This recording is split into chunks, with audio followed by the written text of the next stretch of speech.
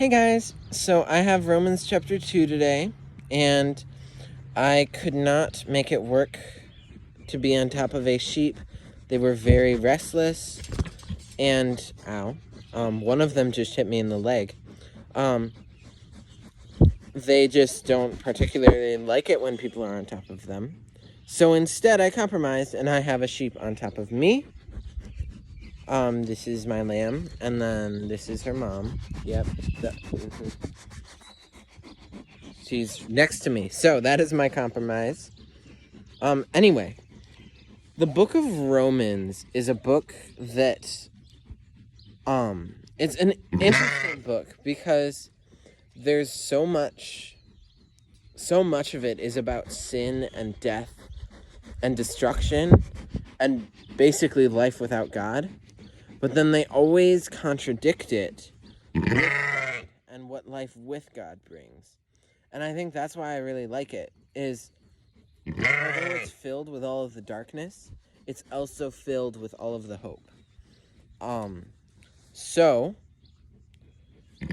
Romans chapter 2 in particular, I think the biggest thing that stuck out to me was how similar it is to the book of James. There were two particular verses, verse 11 and verse 13, that made me think that. Verse 11 said that God does not show favoritism, which is also said in the book of James in more than one verse. I think it's more of like a section. And I thought that was interesting that was in both Romans and James, because as far as I'm aware, they weren't a person. And then the other verse, verse 13, says something along the lines of Christians need to obey the law. They need to both hear the law and obey it. And I know that that's in James with the mirror verse. He who looks into a mirror and forgets and walks away immediately forgetting his reflection is like he who hears the word of God but does not obey it or do what it says. Something along those lines. I didn't really look into the book of James because I was busy catching a sheep, and they aren't particularly fond of being caught, although she's being sweet. Anyway, the other thing that stood out to me was the separation between Jews and Gentiles. I thought that was interesting because, like, as far as I'm aware, none of us are Jews. I'm not a Jew. I'm a Gentile. But the faith started with all of the rules and commandments being for the Jews.